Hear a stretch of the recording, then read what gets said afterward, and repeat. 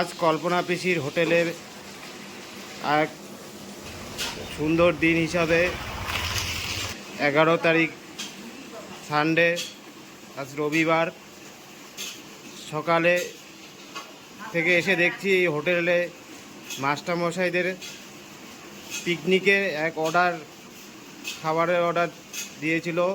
সেই সকাল থেকে জীবনের যুদ্ধ শুরু করেছে উনানে।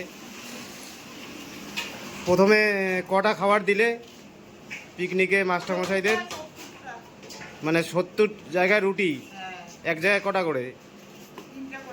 3টা করে। 70 জায়গায় 3 সাথে 21, মানে 210টা রুটি। সকাল সকাল সেই গরম উনানের রান্না পিসির শালখড়িতে। মাস্টারমশাইদের আবদার সবজি, ঘুগনি, রুটি বানিয়ে দিয়েছে। ফের আবার একটা অর্ডার এসেছে। এটা কতজনের খাবার? এটা 50 জনের খাবার। খাবারটা কোথায় যাবে?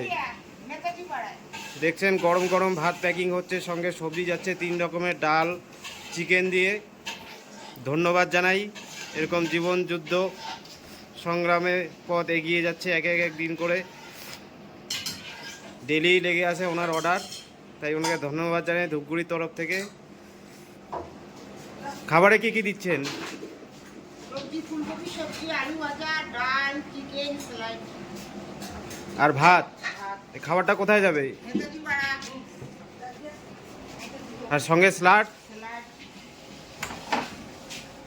10 জন করে প্যাকিং করছেন।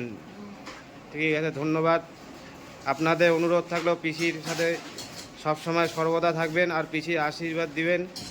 পিসির হোটেলে এসে একবার এসে ঘুরে যাবেন।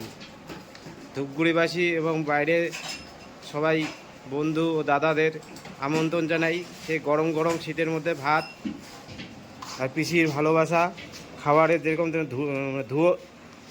ধুয়ো উঠছে ভাত দিয়ে। সেই দেখতে পাচ্ছেন সেই রান্না করা হয়েছে সেই সকাল 5টা থেকে।